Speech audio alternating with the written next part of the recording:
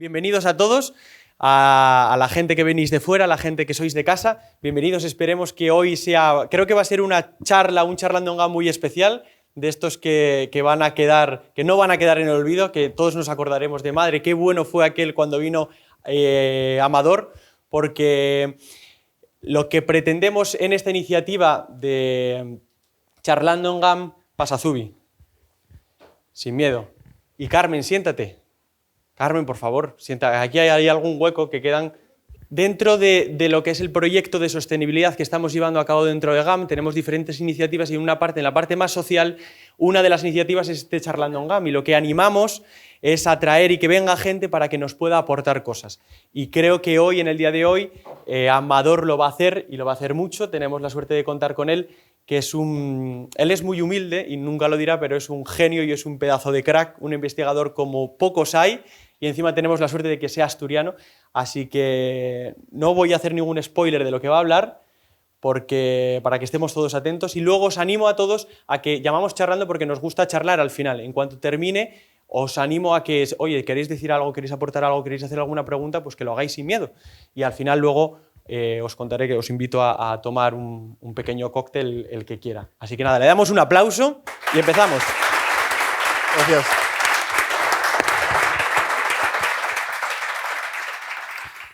Bueno, pues muy buenos días, Pedro. Gracias por esta cariñosa presentación. Y bueno, gracias a ti, Pedro. Pedro Luis, gracias por la invitación a GAM. Es para mí un honor y un placer estar hoy aquí, en una empresa prestigiosa como esta, en un espacio de innovación como esta, que se presta tanto al diálogo, y encima unirme a las grandes personalidades que estáis aquí hoy y otros ponentes que me precedieron. Y además, también para mí tiene hoy una parte emotiva, pues aquí tengo conocidos, parientes, bueno, además de Iñaki, pues están Ricardo Velasco, Francisco Velasco, que son cuñados, ¿no? Elías, perdón. Sí, Elías. Bueno, pues hoy vamos a charlar en GAM y vamos a charlar un poco y vamos a hacer un pequeño viaje al futuro.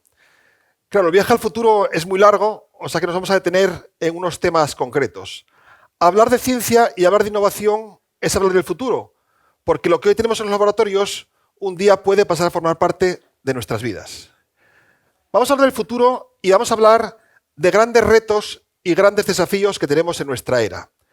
Y entonces, como es una charla en GAM, pues he invitado aquí a este señor, a Smalley, Premio Nobel de Química, a que me diga cuáles son los grandes desafíos. En una conferencia en Boston, en el año 2004, él dijo que los grandes problemas a los que se enfrentará la humanidad durante este siglo son esos que veis ahí: energía, agua, alimentos, medio ambiente, pobreza, terrorismo y guerras, enfermedades, educación, democracia y crecimiento de la población en un planeta con recursos finitos. Bien, cuando le preguntaron a Smalley en esa conferencia prestigiosa si de estos 10 problemas tuvieses que quedarte con uno, ¿cuál dirías? Y él dijo, la energía. Y dijo que se quedaba con la energía porque los otros problemas de alguna forma estaban relacionados con la energía. Por ejemplo, el segundo problema, el agua. Nosotros hoy no somos conscientes de que al abrir el grifo y tener agua potable, eso es un lujo que en muchos países subdesarrollados no se pueden permitir. Una depuradora conlleva un gran gasto energético. El binomio energía-agua son indisolubles. Si vamos, por ejemplo, al punto 6, ahora en boga, terrorismo y guerra, muchas guerras tienen como motivo el control de los recursos energéticos. O sea que, bueno, vamos a hacerle caso a Smalley, que la energía es un gran problema y creo que hoy todos somos conscientes de ello, ¿no? En esa conferencia también participó otro premio Nobel, McDiarmid, y le preguntaron cuál era el problema al que nos enfrentaríamos en el siglo. Y él también dijo que el primer problema era la energía. Los dos premios Nobel, los dos trabajaban en el mundo atómico y molecular. Luego quizás también nos ofrecen una pista, y es que desde el mundo atómico y molecular pueden venir soluciones a algunos grandes problemas de nuestra era. Pero bueno, antes de no os asustéis con estas palabras, vamos a ver qué es eso del mundo atómico y molecular, del nanomundo. Vamos a ver de qué estamos hechos. Si nos cogen, nos parten en trozos cada vez más pequeños, a mí, al ordenador, al final nos encontramos con unas partículas muy pequeñas que llamamos átomos. Todos y todo estamos hechos de unas partículas llamadas átomos. Y lo que nos diferencia a unos de otros es el tipo de átomo, no es lo mismo carbono que oxígeno, o la colocación de los átomos. Fijaros, unos mismos átomos de carbono, esas esferas negras, dependiendo de cómo estén colocados, pueden dar lugar a dos materiales muy diferentes. Aquí tenemos el grafito, la punta del lápiz, un material blando. Y aquí el diamante, un material muy duro. Fijaros, simplemente cambiando la alineación de los átomos, cambian las propiedades del material resultante. Es como un equipo de fútbol, cambiar la alineación. Sería entonces fascinante contar con una tecnología que nos permitiese reordenar átomos, alinearlos, moverlos a voluntad. Eso es la nanotecnología. Una ingeniería a escala atómica y molecular. Una ingeniería que mueva átomos y moléculas. Igual que un albañil puede coger ladrillos y ladrillo a ladrillo construir un edificio a la carta, los nanotecnólogos podemos coger átomos y átomo a átomo construir materiales a la carta, materiales con propiedades controladas para fines específicos, materiales al servicio de la humanidad, al servicio de ese pálido punto azul que diría Carl Sagan, que no es más que el planeta Tierra visto desde los cielos. ¿Y qué es la nanofotónica? Es algo en lo que yo investigo y esto es simplemente el diseño de materiales y dispositivos para la captura, guía y manipulación de luz. Bien, vamos a ver esto. Podemos, por ejemplo, diseñar materiales para atrapar eficientemente la radiación solar. El Sol tiene un grandísimo potencial. Una sola hora de sol bastaría para abastecer las demandas energéticas de la humanidad durante todo un año. Si fuésemos capaces de atrapar la radiación solar en su totalidad, una hora de sol, un año de consumo energético de la humanidad.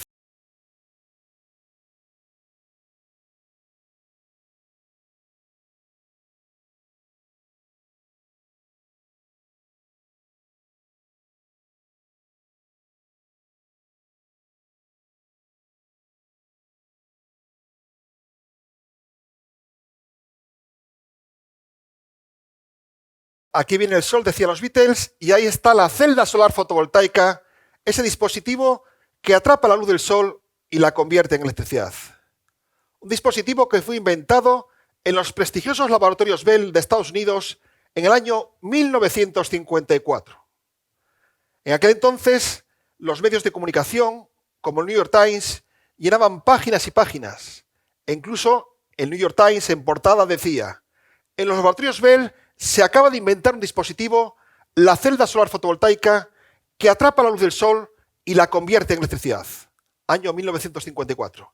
Y decía el New York Times en portada: el petróleo tiene los días contados.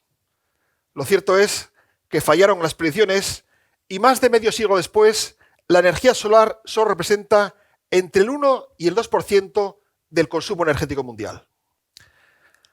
Además de factores políticos y económicos, que por supuesto los hay, también hay factores tecnológicos.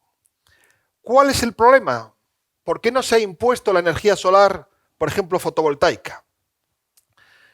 El Sol nos emite luz y esa luz, aunque la percibimos como blanca, es la suma de los 7 colores del arco iris más el infrarrojo y el ultravioleta, invisibles a nuestros ojos, pero también presentes.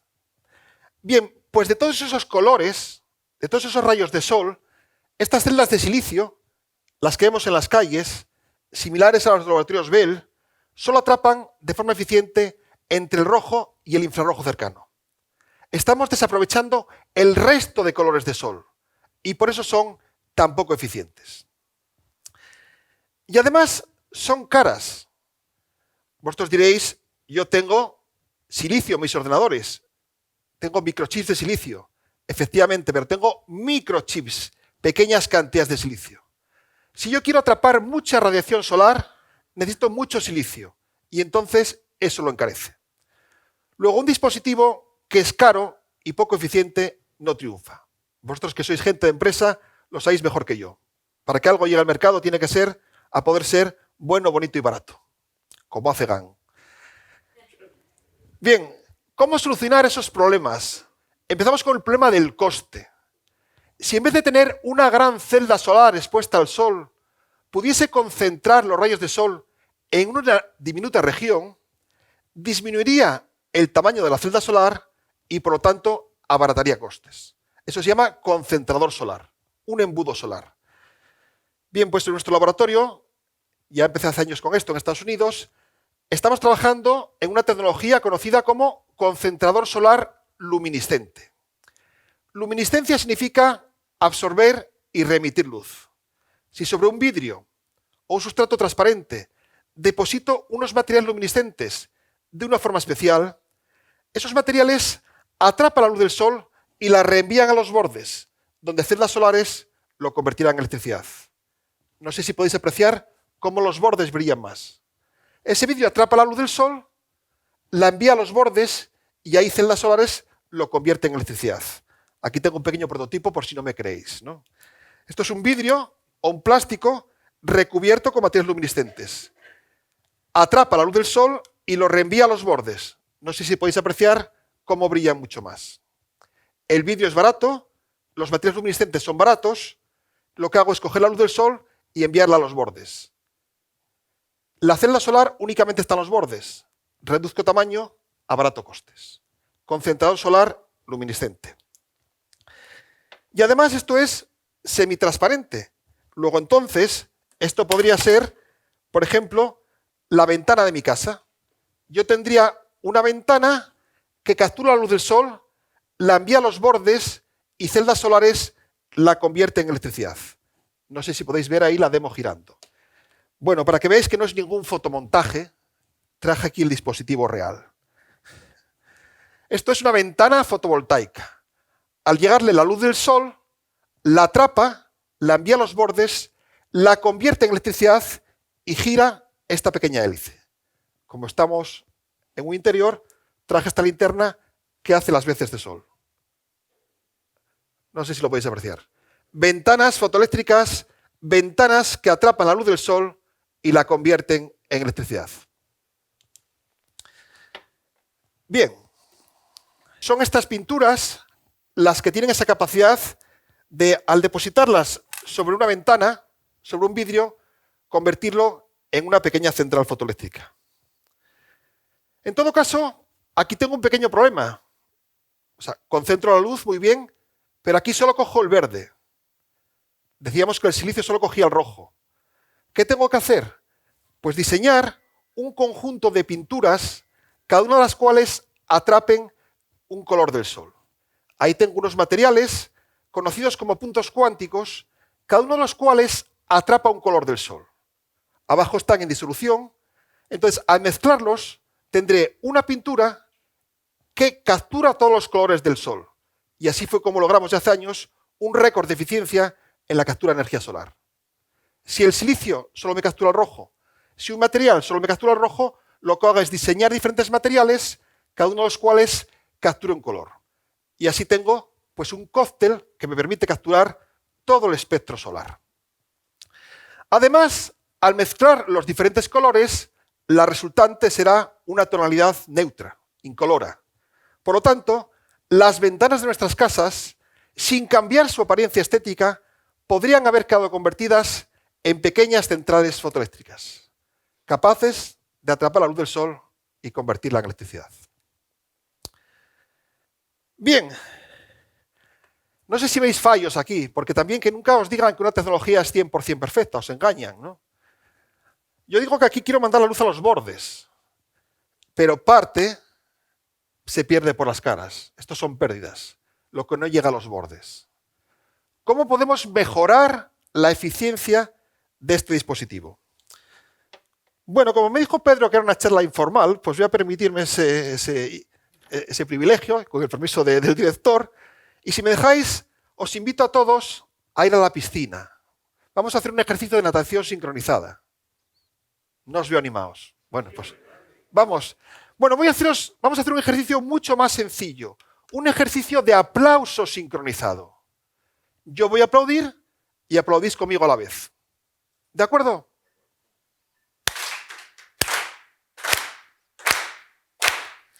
Bien, en todo caso, no os parezca mal, no tenéis tanto mérito. Porque aquí había un líder, un maestro, y lo único que habéis hecho es seguirle. Voy a pediros un ejercicio muchísimo más complejo.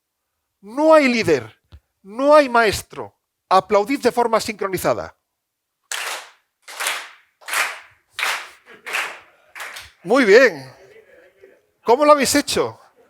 La respuesta es sencilla. GAN está lleno de seres inteligentes. Pero incluso seres menos inteligentes son capaces de coordinarse sin coordinador. Este es un espectáculo de la naturaleza y esto es lo que se conoce como autoorganización. Coordinación sin coordinador, los estorninos, efectivamente. Precisamente el Premio Nobel de Física del año pasado fue a las personas que trataron de entender cómo se organizan estos sistemas complejos. Bien, pues incluso la materia inerte también se puede sincronizar. Este es un láser, un fascinante invento.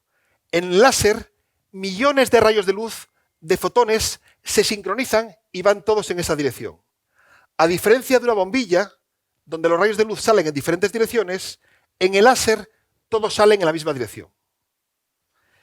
Bueno, pues lo que tratamos nosotros es de diseñar un dispositivo que se comporte como un láser. Estamos diseñando con nanotecnología un concentrador de forma que al comportarse como un láser, como esos estorninos, todos los rayos de sol salgan por los bordes y no haya pérdidas por las caras. Ese es el próximo paso en el que queremos avanzar.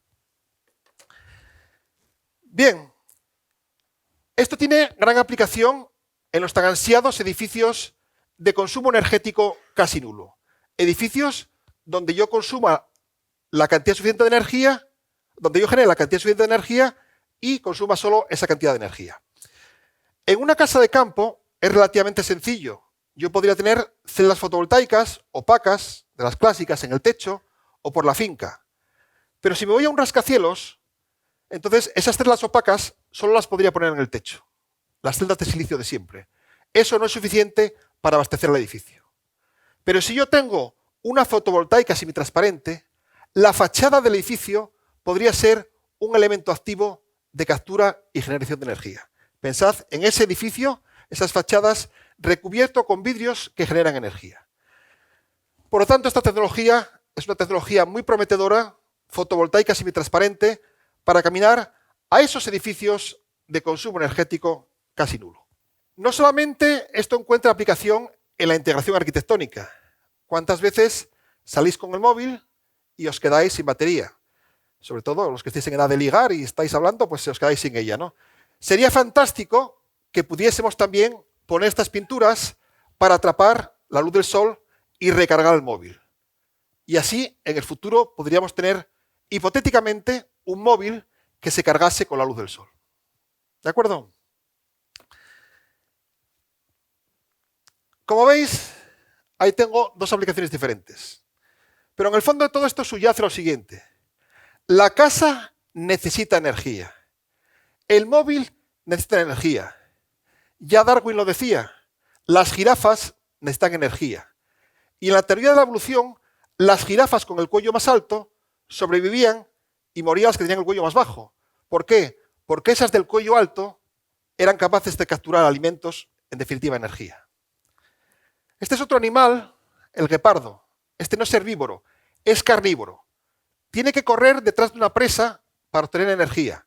Detrás de una presa muy rápida, la gacela.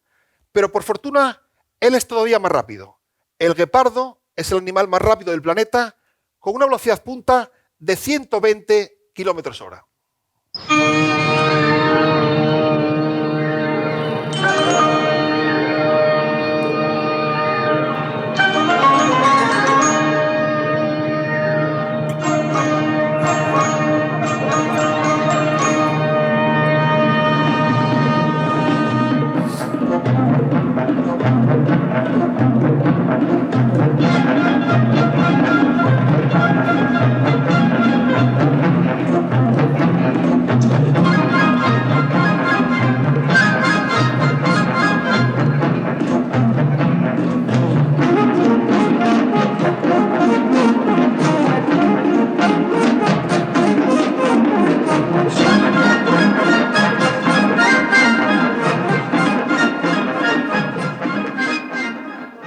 que sois jóvenes, aquí hay muchos, quizás no os suene esta música, pero los que somos un poco mayores nos suena ya.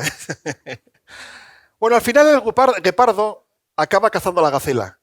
El guepardo no tiene ningún instinto asesino, simplemente tiene que cazar a la gacela para obtener energía. Pero fijaros qué contradicción. Para cazar a la gacela y comerla y obtener energía, previamente tiene que gastar energía corriendo detrás de ella. Es como una contradicción, ¿no? Para generar energía, gasta energía. ¿Creéis que gasta más energía corriendo detrás de la gacela o que recupera más energía comiéndola? Efectivamente, recupera más energía comiéndola. Un balance energético positivo. Ha habido especies a lo largo de la evolución que gastaban más energía corriendo detrás de la presa que la que luego recuperaban comiéndola. Esas especies se acabaron extinguiendo. Bueno, pues ¿por qué pongo esto en una charla hablando de energía? Porque aquí hay un análogo. Para sacar petróleo del fondo del mar hay que gastar petróleo. Nos pasa igual a nosotros. Para generar energía hay que gastar energía. Y voy a poner aquí una fórmula, con vuestro permiso, la única fórmula de la charla que me encanta. Es una fórmula que inventaron los americanos. Tasa de retorno energético es energía retornada por unidad de energía invertida. Por ejemplo, la tasa de retorno energético del petróleo actual es de 10. Quiere decir que yo tengo que gastar un barril de petróleo para sacar 10. Esta fórmula a mí me gusta porque es la que se basa en aspectos puramente energéticos. La energía fluctúa por muchas otras cosas, que os voy a contar, por guerras, por más cosas, pero si nos abstraemos de todo esto, pues esta es una fórmula puramente energética. ¿Cuánta energía gasto para sacar tanta cantidad de energía? No sé qué os parece este número, si os parece bien. Hace un siglo, la tasa de retorno energético del petróleo era 100. Hace un siglo, gastábamos un barril de petróleo y sacábamos 100. Un balance de más 99. Lógicamente, al haber menos petróleo, al estar más profundo, cuesta más sacarlo. Bueno, digo esto porque cuando se habla del petróleo, se habla de una fuente de energía que contamina, cambio climático, calentamiento global, es cierto, pero otra cosa que debemos decir es que la tasa de retorno energético cada vez va a menos. ¿Y cómo son otras fuentes energéticas? Ahí las tenéis, porque hay que comparar. El gas natural no va muy allá, la tasa de retorno, 8. Petróleo 10, carbón 12. La solar de los laboratorios Bell en torno a 12, la que tenemos en las calles, la de silicio. La eólica un poco mejor, 15.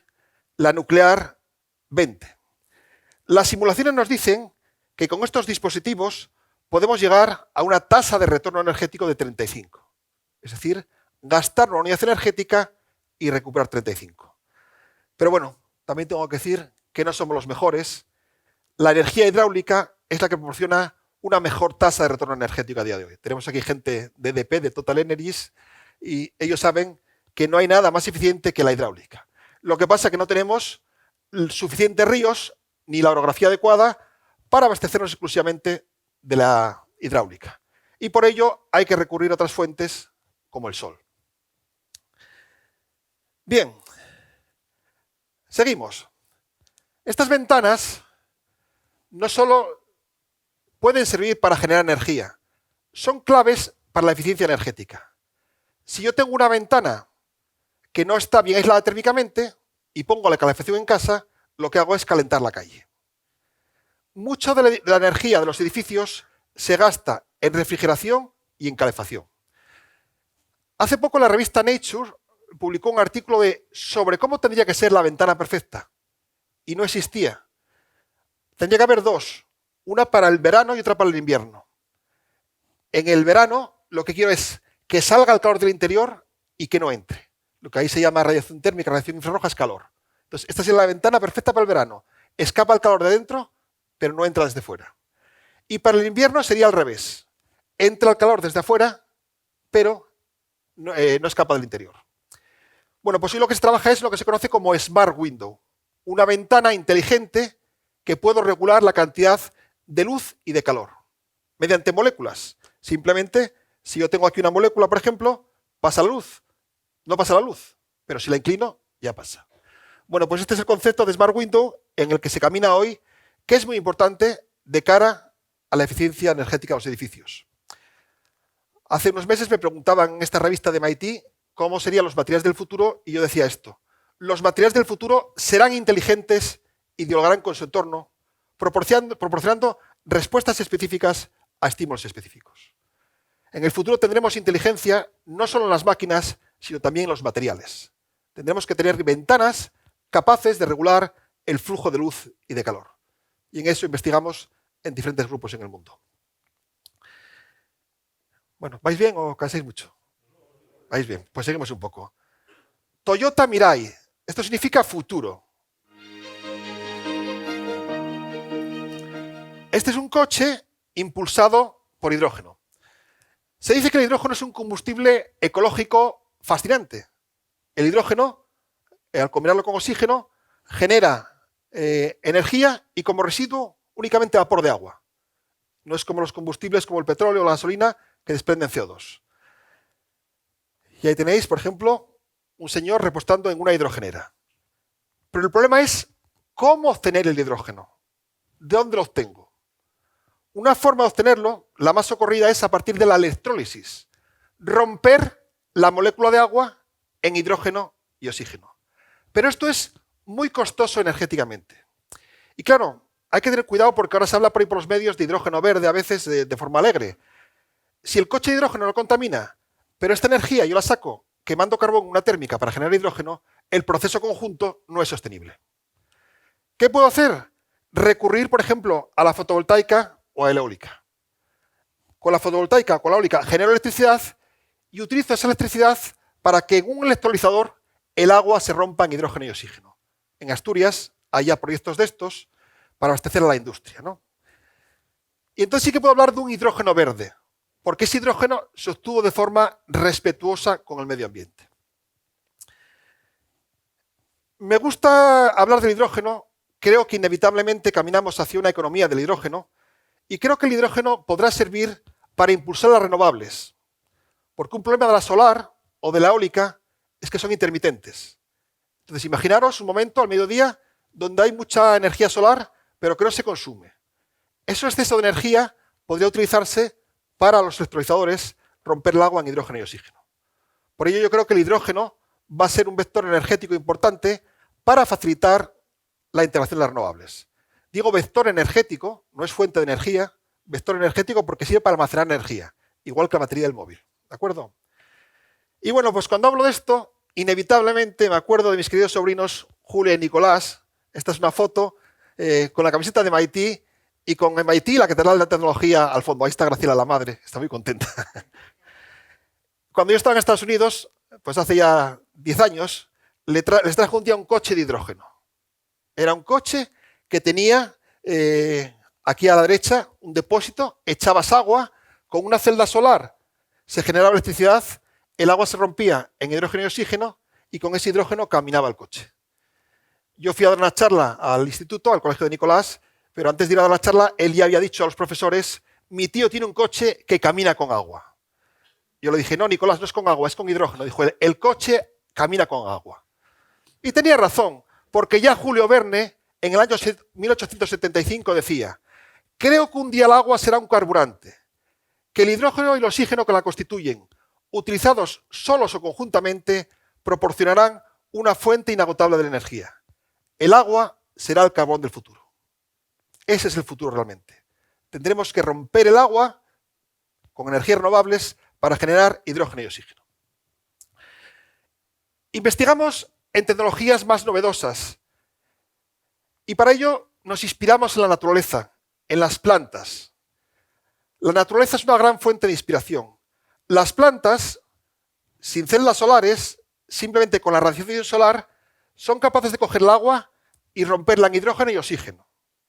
El oxígeno lo liberan, lo respiramos, el hidrógeno lo combinan con otros compuestos químicos y son los carbohidratos los alimentos de las plantas. Bueno, pues en diferentes grupos del mundo estamos investigando lo que se conoce como fotosíntesis artificial. Desarrollar nanomateriales que haciendo uso únicamente de la radiación solar podamos romper el agua en hidrógeno y oxígeno. Esto está en un estadio de investigación temprano, pero de lograrlo será un paso importante hacia la tan ansiada economía del hidrógeno. Captura y generación, hablamos, las ventanas fotovoltaicas. Almacenamiento, el hidrógeno, porque decimos que es un vector energético no una fuente de energía. Y otro gran problema es el transporte. Estos son los 3 grandes problemas de la energía.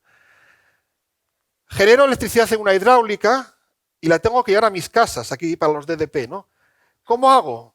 Pues necesito cables. Esos cables contaminan el paisaje y son fuente de pérdidas. Parte de la energía se pierde en forma de calor, el conocido como efecto Joule. Se investiga el desarrollo de superconductores, cables que transporten la corriente eléctrica sin pérdidas. Pero para que eso funcione, tiene que estar a temperaturas bajísimas, de menos 200 grados centígrados. Luego no es operativo a escala real, a escala industrial. Este señor, Nikola Tesla, tuvo un sueño: construir una torre que abasteciese de electricidad inalámbrica a todo el planeta. Nikola Tesla no pudo finalizar su sueño por falta de financiación, pero hace unos años en MIT desarrollaron el primer prototipo de electricidad inalámbrica, electricidad que circula sin cables. Aquí a la derecha está el emisor, a la izquierda está el emisor, a la derecha el receptor, y la energía viaja de forma inalámbrica y se enciende la bombilla. Lo que tengo es una bobina nanoestructurada, con agujeritos pequeños, por ahí circula una corriente eléctrica, se genera un campo magnético, la bobina de la derecha siente el campo magnético y hace el proceso inverso. Lo convierte en un campo eléctrico y se enciende la bombilla.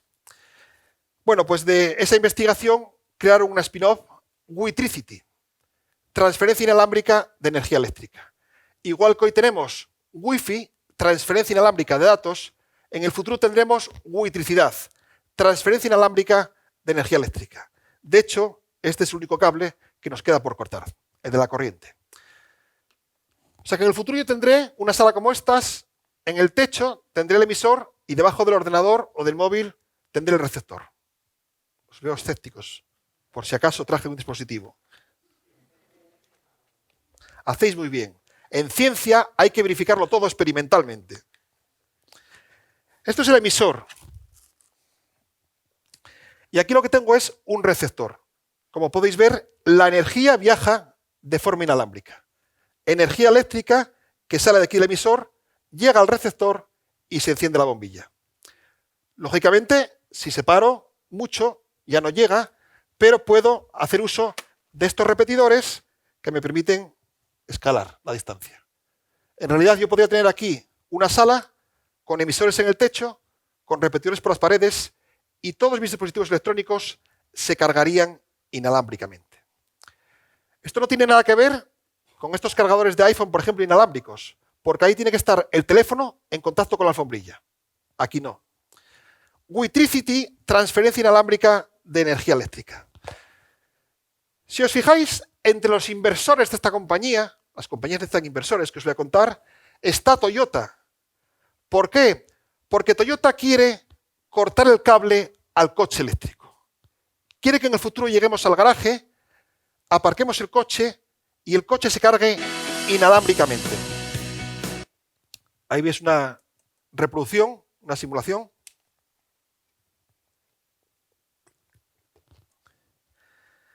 Esto es electricidad inalámbrica estática. Yo llego a mi garaje, dejo el coche y sin falta de enchufar se recarga. En MIT han demostrado el concepto de electricidad inalámbrica dinámica. No sé si os acordáis, los que somos viejos sí, del escalestri, ¿os acordáis? Que se alimentaba a través de la carretera, pero había un contacto físico. Bueno, pues hoy se han demostrado el concepto de electricidad inalámbrica dinámica. En el futuro, debajo de las carreteras tendremos un emisor, el coche tendrá un receptor y mientras camina, coge electricidad de la carretera, de forma inalámbrica. Electricidad inalámbrica dinámica.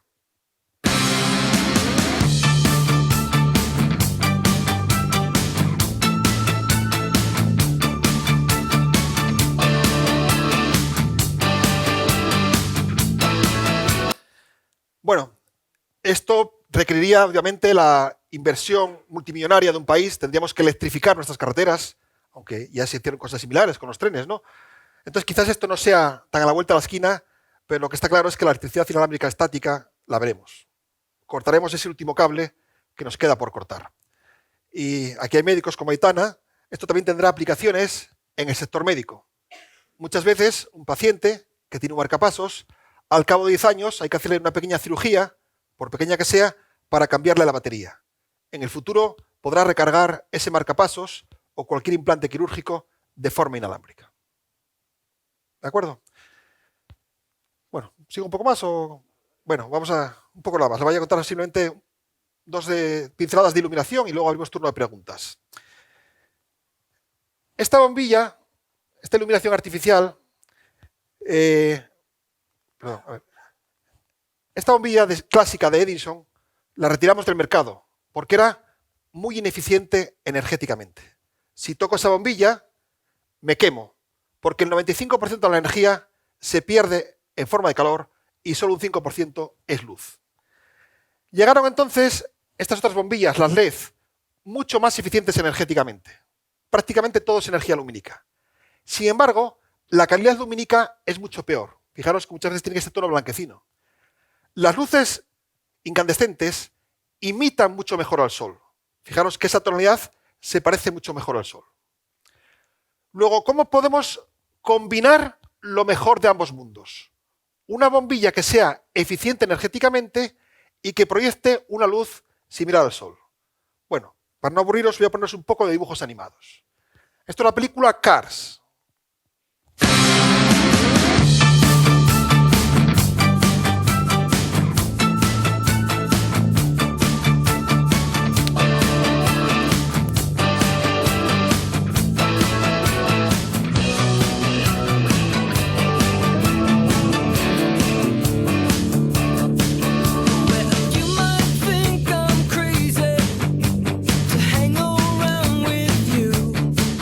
Bueno, pongo esta película porque cuando se hizo esta película, es la película de dibujos animados con mejores efectos lumínicos.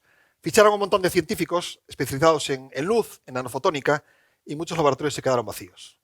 La luz se puede transmitir como una ventana, se puede absorber como un cuerpo negro o se puede reflejar como un espejo. Eso es lo que siempre nos contaban en los colegios.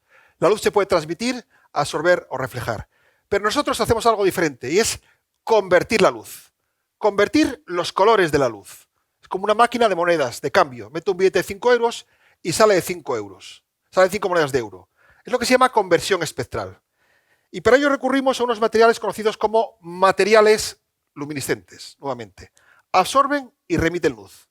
Entonces hacemos un cóctel de ellos para que absorban luz de un color y la emitan de otro color.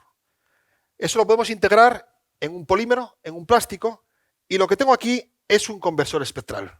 Fijaros que esto es una bombilla LED, esto que tengo aquí es una pequeña bombilla.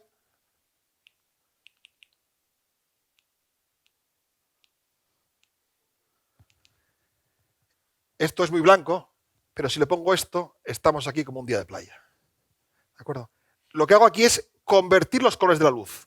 Aquí tengo la eficiencia lumínica de una bombilla LED y la calidad de la luz, la calidad espectral de una incandescente. Tenemos, en definitiva, bombillas que imitan al sol. Nosotros evolucionamos con el sol y nos sentimos mucho mejor desde el punto de vista no solo de percibir los colores, sino desde el punto de vista de los ritmos biológicos con una luz similar al sol. Bueno, no me quiero enrollar mucho más. En el futuro ya, para terminar, las bombillas no solo van a servir para iluminar, van a ser el punto de acceso a la Internet inalámbrica. Esto es LiFi, Live Fidelity. La bombilla va a ser mi punto de acceso a Internet. O sea que si Amelia quiere navegar, está bien situada porque se pone debajo de la bombilla y chupa datos.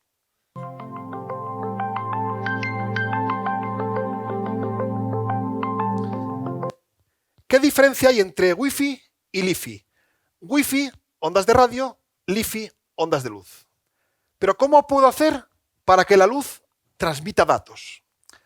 Al final la informática son ceros y unos. Pasa o no pasa corriente. Entonces lo que tengo que tener es lo siguiente. Puedo decir luz encendida, un 1, luz apagada, un 0. En el futuro tendré un montón de luces parpadeantes. Ese parpadeo será la forma de transmitir datos. No os preocupéis. Parpadearán muy rápido y será imperceptible al ojo humano. Nosotros veremos una bombilla que está encendida, pero que está transmitiendo datos porque parpadea muy rápidamente. El teléfono entonces recibirá datos, recibirá luz y también los emitirá, la emitirá, porque la comunicación es siempre bidireccional. Bueno, pues, ¿qué ventaja tiene LiFi frente a Wi-Fi. Nada hay más rápido que la luz, nos decían. Evidentemente, LiFi va a ser mucho más rápido que Wi-Fi, tanto en subida como en bajada de datos.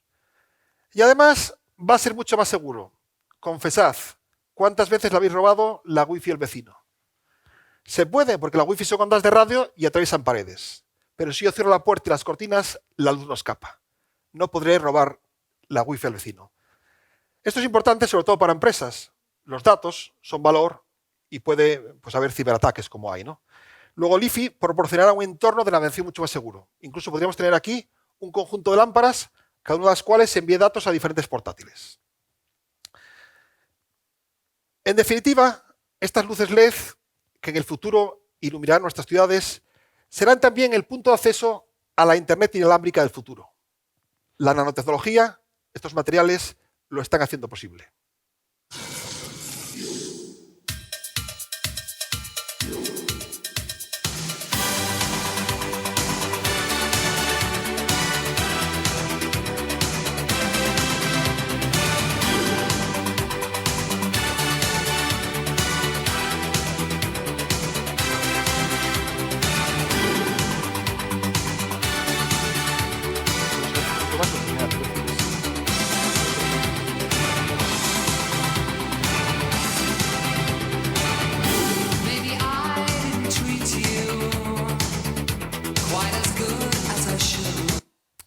Bueno, si os fijáis, también aparecía ahí un hospital, un quirófano. Un quirófano es peligroso tener wifi, ondas de radio, puede interferir con la electrónica de los aparatos. Sin embargo, las ondas de LiFi serían mucho más seguras para un entorno quirúrgico. Bueno, estuvimos hablando de la energía y del potencial de la nanotecnología para la energía y ya, como punto final, me acabo de dar 5 minutos de prórroga al árbitro, pues vamos a una aplicación que ha cambiado nuestras vidas, que son las vacunas de ARN mensajero que hacen uso de nanotecnología. En una vacuna convencional, esto es el coronavirus, lo que se hace es introducir el virus debilitado o atenuado. Entonces nuestro cuerpo reacciona fabricando anticuerpos, nuestras defensas. Pero claro, muchas veces un virus no suficientemente atenuado pues puede dar problemas. Y además, atenuar un virus lleva meses. Lo que se hizo en tiempo récord fue escribir unas instrucciones en ARN mensajero. Unas instrucciones para que nuestro cuerpo reaccione fabricando anticuerpos contra el coronavirus. ¿Qué problema había? Que ese ARN mensajero, al introducirlo en el cuerpo, rápidamente se degradaba. Hubo que envolverlo en unas nanopartículas que lo protegían. Esas son las claves de las vacunas de ARN mensajero como Moderna o Pfizer. Un trozo de ARN mensajero que le dice a nuestro cuerpo fabrica anticuerpos contra el coronavirus y una nanopartícula lipídica de grasa que lo protege. Sería el análogo de esto. Pensemos un náufrago en una isla. Escribe un mensaje para que le salven en un trozo de papel. Ese papel, si lo lanza al mar, se degrada. Lo protege en una botella, la nanopartícula. Las dos cosas son importantes, el mensaje y el protector. Lo mismo pasa aquí. Aquí se juntan dos disciplinas, la biotecnología, el ARN mensajero, la nanotecnología, el contenedor que lo protege. Por eso, aunque yo ya hablé de nanotecnología, yo creo que el siglo XXI va a ser el siglo de lo interdisciplinar. Diferentes disciplinas tienen que unirse para resolver grandes retos de nuestra era, como la salud humana o el cambio climático. Y este es uno de los padres, Robert Langer, de las vacunas de ARN mensajero. Esta es una foto que tenemos, éramos más jóvenes, yo estaba más delgado también, hace unos 10 años. Y esto es un día en Boston, hace 10 años, 12 años ahora mismo. Yo lo encontré a las 2 de la mañana de un sábado en Boston, en los laboratorios. Le dije, ¿qué haces aquí? Y me dice, ¿el qué haces tú? Y yo le dije, bueno, tú eres un científico consagrado, ¿cómo estás a las 2 de la mañana aquí y no tienes al becario, ¿no? Y me dijo él, ven, te voy a enseñar una cosa. Dijo, mira, estoy desarrollando unas nanopartículas para proteger a ARN mensajero. Esto en el futuro va a tener un potencial terapéutico tremendo. Creó una empresa Moderna, que es la que hoy nos suministra vacunas. Digamos que vino a hacer las vacunas de ARN mensajero, pero sobre todo vi cómo estas nanopartículas eran claves para proteger al ARN mensajero. Bueno, espero haberos convencido del potencial de la nanotecnología, de la tecnología en general, para afrontar algunos de los más grandes retos de la humanidad. Empezamos la charla con imágenes de este pálido punto azul y con imágenes de este pálido punto azul quiero terminar la charla.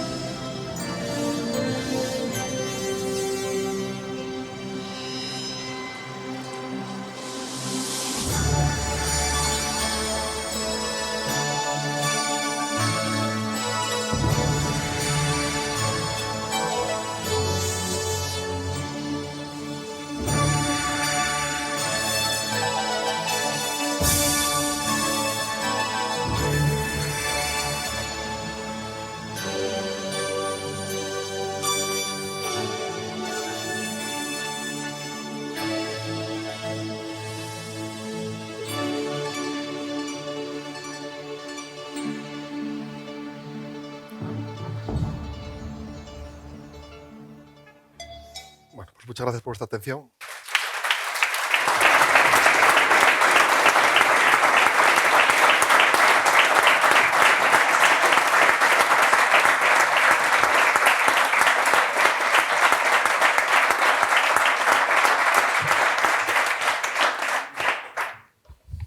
Sí, que sepas que ha sido el aplauso más largo de lo que llevamos charlando en GAM, ¿eh? Muchas gracias. Pasamos a la parte de charlando, así que si alguno se anima a hacer alguna pregunta, me levanta la mano, le paso el micro, dice su nombre, la empresa y adelante. Y Amador encantado de responder, así que ánimo. Buenas, hola, yo soy Lucía San Pedro, soy de Total Energies. Muchísimas gracias, Armando, por esta charla tan súper interesante y a la vez amena y divertida. Gracias también a GAM por la invitación. Yo, bueno, simplemente plantear que hemos visto cosas muy interesantes, pero a veces parece un poco futurista. ¿Qué podemos plantear para hacer un trabajo de colaboración, un proyecto bueno, bonito, barato, algo fácil para empezar? A colaborar juntos, vamos, como empresa. Buena pregunta. Sí, buena pregunta, Lucía. Los centros de investigación nos financiamos muchas veces con el ministerio, que pedimos proyectos para autofinanciarnos, y también pueden ser las empresas. Bueno, pues siendo una empresa energética, a un proyecto sencillo serían las ventanas fotoeléctricas, ¿no? Un proyecto, vamos... que nos ha encantado, además, ¿eh? Muchas gracias. Dicho esto, como también tengo gente en EDP y Total Energies, les tengo cariño, también tengo que deciros que la realidad. Las ventanas están en lo que llamamos fotovoltaica de tercera generación. Y en el mercado está la fotovoltaica de primera generación. Es decir, nadie ha conseguido tumbar al silicio. O sea, es algo... O sea, yo estaba en Estados Unidos cuando, por ejemplo, Alan Higger creó Conarca, una empresa de células solares flexibles, y lo que hicieron los chinos, que eran los fabricantes de todos los paneles solares, o de la mayoría, era bajar mucho el precio. Acabaron tumbando a la empresa. Y así están haciendo con todo. Ese es el camino. Los chinos han ido bajando la fotovoltaica cada vez más. Entonces, las tecnologías emergentes nos cuesta despegar. Entonces, encantados de colaborar, pero también te digo que tiene un riesgo, Lucía, por eso quiero ser honesto, ¿no? Que a día de hoy nadie ha conseguido tumbar el silicio. Para que os hagáis una idea, los chinos están vendiendo las celdas solares por debajo del precio de coste. Es decir, si la celda solar cuesta 20, si la mano de obra cuesta 10 y los materiales otros 10, 20, la venden por 15. Entonces, claro, están comiéndose el mercado. Supongo que en un momento dado esto tendrá que equilibrarse, ¿no? Pero lo cierto es eso, que vamos muy por delante en el laboratorio de lo que está en el mercado. Aquí, por ejemplo, empresas de celdas fotovoltaicas. Está, por ejemplo, me viene a la cabeza Lucín Solar en Asturias, hay muchas, pero todas, Abengoa, todas usan esa base de fotovoltaica. Entonces, bueno, yo creo que podemos hablar y colaborar, sí. Muy bien, gracias. A ti. ¿Alguno más? Cuando habléis nos avisáis, ¿eh? Para apuntarlo. ¿Alguno más que se lance y haga una pregunta? Francisco Velasco, si no. Está bien. Sobre el hidrógeno, el principal problema ahora mismo de que el hidrógeno sea una posible fuente, bueno, no es en sí una energía, sino un Vector energético. Un vector energético. Pero que eso lo podamos aplicar, digamos, a soluciones ecológicas. Ahora mismo, ¿el problema cuál es? La capacidad de producirlo, el coste de almacenarlo, ¿cuál es el problema actual? O sea, hay dos grandes problemas con el hidrógeno y es cómo obtenerlo y cómo almacenarlo de forma eficiente. O sea, el hidrógeno es el elemento, hidrógeno monoatómico, es el elemento más abundante del universo, pero claro, para obtener el H2, la forma más ecológica es a partir del agua. Entonces, mucho de otro hidrógeno se obtiene del gas natural, otros gases, y es un proceso que contamina. Es un hidrógeno que a veces se llama marrón, hay muchos nombres, ¿no? Cuando hablamos de hidrógeno verde, es uno que se genera, pues por ejemplo, así. Entonces, de forma respetuosa con el medio ambiente. O sea, realmente, cuando tú tienes que romper la molécula de agua en hidrógeno y oxígeno, gastas un montón de energía, más que la que liberas cuando luego usas el hidrógeno como vector energético. Entonces, ¿la solución qué es? Pues es, por ejemplo, usar celdas solares, el sol es gratis, entonces, aunque sea mucha energía, no me cuesta. Entonces, ese es un problema. Ahora voy a entrar más en detalle. Otro problema es el almacenamiento. El hidrógeno, digamos que es muy volátil, ocupa muchísimo, entonces hay que comprimirlo. Es hidrógeno a presión. Bueno, ahora ya nos dicen los coches, los fabricantes, como tú también hay, que es totalmente seguro, porque bueno, el hidrógeno es volátil y es inflamable, pero se puede comprimir a altas temperaturas, a altas presiones de forma segura. Y bueno, pues si hay coches será cierto. Pero claro, comprimir requiere energía. Otra forma sería en forma líquida, pero tendríamos que ir a 200 y pico bajo cero, con lo cual tampoco es viable. Entonces es un problema de costes, digamos, por una parte, obtenerlo y por otra, almacenarlo. Y luego es un problema también de logística. Distribuirlo también, por supuesto, efectivamente. Y un problema de logística porque, a ver, aquí nos enfrentamos con que es un poco como con lo que se llama en termodinámica. ¿Qué va antes, la gallina o el huevo? Te decían, por una parte la gallina, porque tiene el huevo, pero por otra parte el huevo, porque tiene que nacer la gallina. Aquí probablemente para que el hidrógeno se triunfe, pues tiene que haber un gran proyecto. Ahora parece ser que va a haber uno de Arcelor, donde pone 1.000 millones de euros, el gobierno de España otros 1.000 millones. Entonces en Castilla-La Mancha habrá un montón de celdas solares fotovoltaicas, cogerán la luz del sol, la convertirán en electricidad, irá a los electrolizadores, se generará hidrógeno, y ellos dicen que en este caso por hidrogenoductos vendrá Arcelor.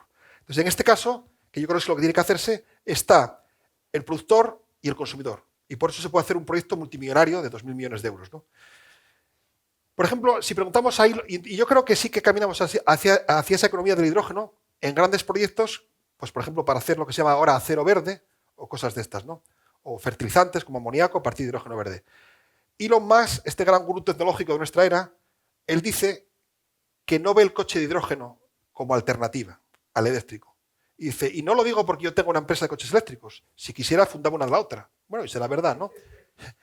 El caso es que, claro, ahí todavía lo que él dice es que lo ve a muy largo plazo, porque todavía la logística sería mucho más compleja. Tendríamos que montar una red de hidrogeneras por todo el país. Tendríamos que generar el hidrógeno, transportarlo, montar esas hidrogeneras, y a día de hoy, bueno, pues el coche eléctrico, las baterías van siendo más, con más duración, más autónomas, van cargando más rápido. Entonces, Elon Musk dice eso. También es verdad, bueno, pues sí que es verdad que él tiene una empresa de coches, puede tener intereses. Y también es verdad que cuando Elon Musk dice algo, la bolsa tiembla y cambia. Cuando Elon Musk dijo que él veía el coche eléctrico mucho mejor posicionado que el de hidrógeno, las acciones bajaron en el coche de hidrógeno. Bueno, en definitiva, yo creo que es un problema de almacenamiento, de obtenerlo, y también de transporte, como decía Pedro Luis, y que requiere una logística y una inversión multimillonaria. Pero yo creo que entonces caminamos hacia esa economía del hidrógeno, pero que antes se verá, por ejemplo, en la industria. El coche de hidrógeno, yo estoy de acuerdo con Elon Musk, que tardará un poco más en imponerse de forma masiva y que el eléctrico le lleva cierta ventaja. Ya hay coches de hidrógeno funcionando, pero hay muchísimos más eléctricos, ¿no? Solo, y ya no te paso No, el es una micrófono. opinión también, ¿no? Sí, sí, sí. Yo que soy, no tengo formación técnica y veo digamos, los procesos mucho más creativos, más sencillos, sería algo impensable el que esas Hidrogeneras. hidrogeneras fuesen los actuales huertos solares que vemos y que lo único que necesitan es recibir agua para hacer la electrolisis, generar hidrógeno y que nosotros con una manguera enchufemos el hidrógeno. Totalmente. Ese sería el ideal. Es decir, Y eso es un problema de inversión. sí, ¿Sí? claro, quiero decir, a ver, realmente tú imagínate, para que eso sería lo ideal, porque además ahorrarías el transporte. Es decir, si tú tuvieses una gasolinera, donde alrededor, o sea, una hidrogenera, Sí. en vez de gasolinera, hidrogenera, donde tú tuvieses pegado a la misma un electrolizador y un montón de palcas fotovoltaicas que rompiesen esa agua en hidrógeno y oxígeno, eso sería la solución, porque ahorrarías el tema del transporte. Pero eso requiere una inversión multimillonaria, claro. Es un problema de... Como la necesita la nuclear, la... Por supuesto, por supuesto. la- Es decir, el ITER la de térmica. Barcelona, es el ITER de Francia, pues es una inversión multimillonaria. Correcto. Sí, sí. O sea, Está que es claro. voluntad política, vale, vale. Más o menos. Bueno, es voluntad, sí. Política, intereses económicos. Y también etcétera. intereses económicos. Es decir, ahora, por ejemplo, pero digo, este proyecto que habréis visto por la prensa, pues según anunciaron, el gobierno de España pone 1.000 millones para el acero verde, 1.000 millones de euros, y que fue cuando estuvo aquí el señor Mittal hace 6 meses, y Arcelor otros 1.000 millones. Son 2.000 millones en total, que probablemente sean más. Entonces, claro, son cifras muy complejas, ¿no? Ujú, sí, correcto.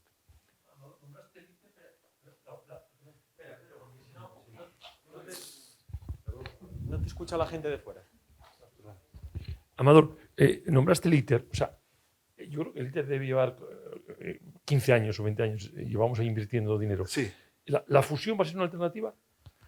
Bueno, pues muy buena pregunta, Pedro, porque cuando la gente dice la fusión nuclear va a ser la bomba, ¿no? Va a ser la solución a todos los males, ahí vimos que la tasa de retorno energético es de 10. Y el ITER hizo bien los números. Es decir, que tú tendrías que invertir en una unidad para generar 10. El ITER realmente, o sea, como reactor de fusión, el ITER al final lo que hace es un sol a miniatura. Es un sol en miniatura. En el sol tenemos unas temperaturas altísimas, se combinan átomos, se funden, por eso se llama fusión nuclear, se funden los núcleos y se libera energía. Pero claro, para simular eso en la Tierra tenemos que tener un plasma, tenemos que estar en un estado de levitación magnética, lo cual requiere temperaturas, lo cual requiere superconductores con temperaturas bajísimas y es un proceso. Entonces, bueno, pues es una tasa de retorno energético del 10, podrá ser una más, yo no creo que sea el futuro. También yo creo, Pedro, no sé si lo compartes, aunque yo trabajé en solar, yo creo que el futuro será un mix energético. Es decir, Siempre lo fue. yo creo que tendremos que caminar hacia que efectivamente el petróleo tenga menos peso, más las renovables, la nuclear será una parte y será un coste energético, ¿no? La ventaja de la solar es que es descentralizada y está libre, por ejemplo, de tensiones geopolíticas, como ahora puede pasar. Yo si tengo mi casa con placas solares, pues no me afecta una guerra, pero si la central nuclear está en Francia, podría haber otros temas, ¿no? Pero bueno, yo creo que es una opción, o sea, no es que sea La panacea. la panacea, como dicen, ¿no? Porque la tasa de retorno energético es de 10, pero sí que puede ser un factor a añadir, ¿no? Es decir, puede ser una parte del cóctel, yo que sé, la parte del cóctel. ¿Y las nucleares, vamos a ver nucleares más seguras, más eficientes, o sea, menos, de menos riesgo digo, social, o sea, de menos riesgo o de menos A ver, estigma social? yo creo que una nuclear como la del ITER es muy segura. De hecho, ahora mismo pararon las obras porque había problemas de seguridad. O sea, que el día que esté terminada, que haya mucho tiempo, va a ser muy segura. Otro caso es la eficiencia, ¿no? Que dices, tanto dinero y al final la tasa de retorno energético es como la del carbón. Bueno, es verdad que no contamina, ¿no? Pero bueno, yo creo que sí que el tema de seguridad es un tema que a día de hoy no va a ser un problema y que va a estar bastante solucionado. El tema es que la tasa de retorno energético no es muy grande y es difícil que lo sea, porque ¿cómo podría solucionarse el tema de algo como el ITER? Que hiciésemos un superconductor, un material que conduce la electricidad sin pérdidas y que además crea un campo magnético levitante, para que levite el plasma, ¿no? Porque si no hay que tener altas temperaturas. Claro, si lo hiciésemos a temperatura ambiente, abarataría muchísimo, pero a día de hoy estamos muy lejos de eso. Los superconductores necesitan bajísimas temperaturas y esto, claro, para enfriar eso requiere energía. O sea, nuevamente, para generar energía hay que gastar energía, ¿no?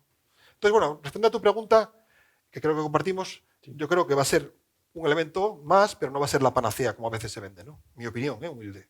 A no ser que haya un descubrimiento revolucionario, que de repente hay un superconductor a temperatura ambiente y cambian las reglas de juego, ¿no?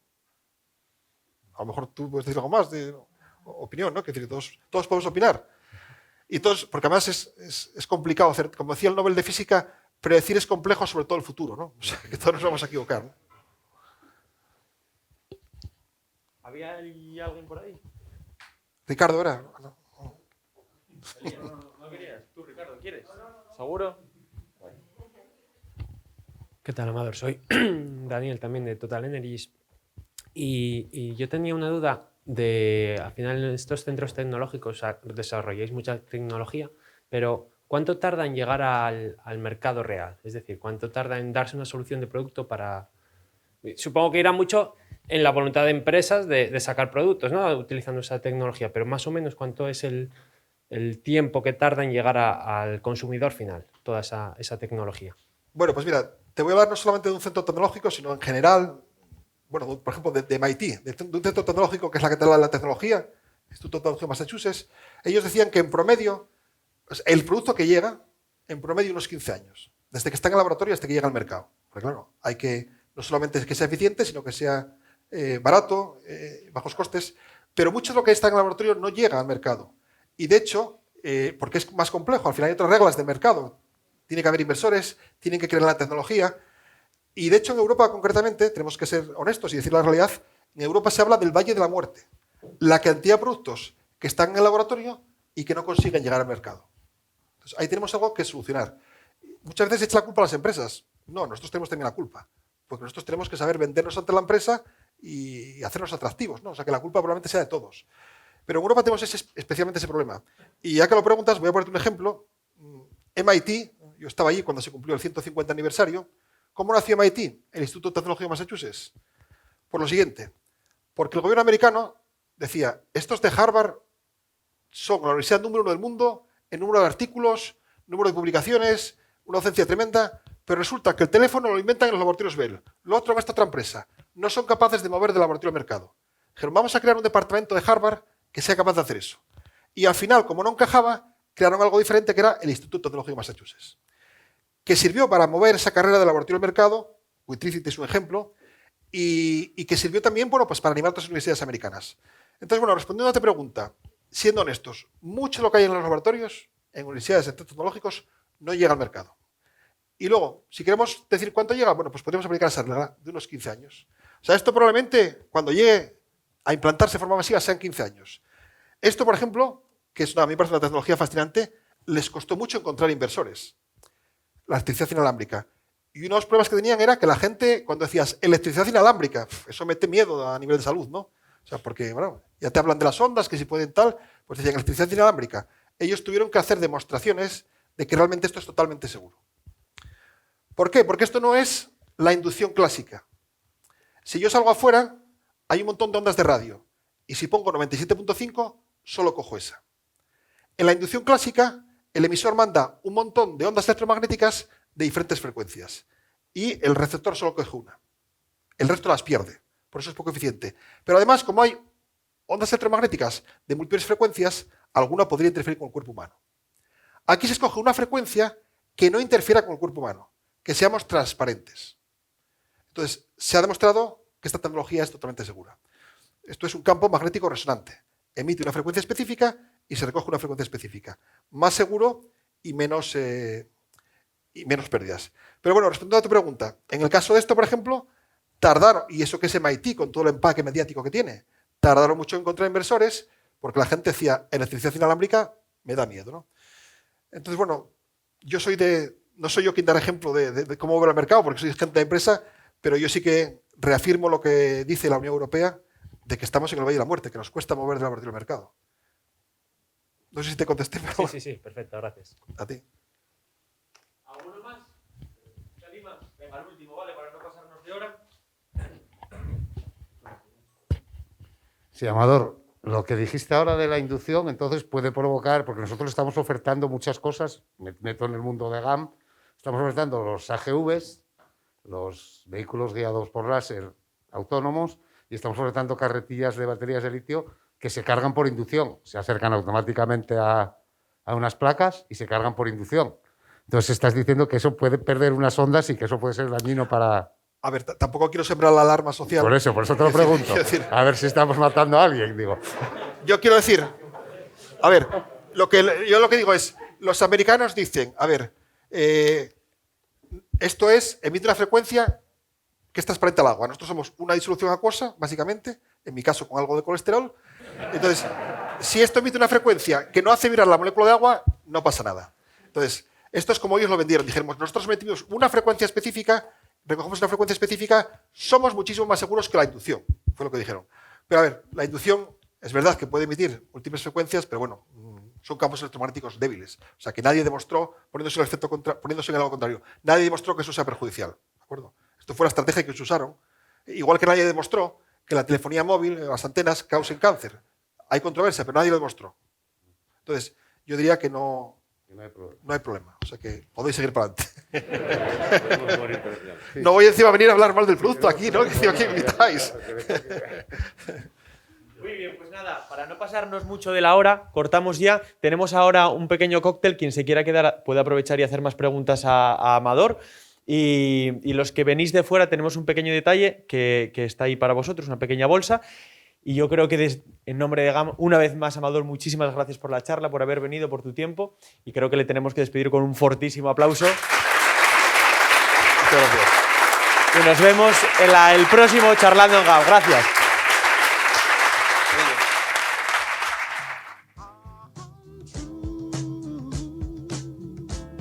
Ooh, baby, let's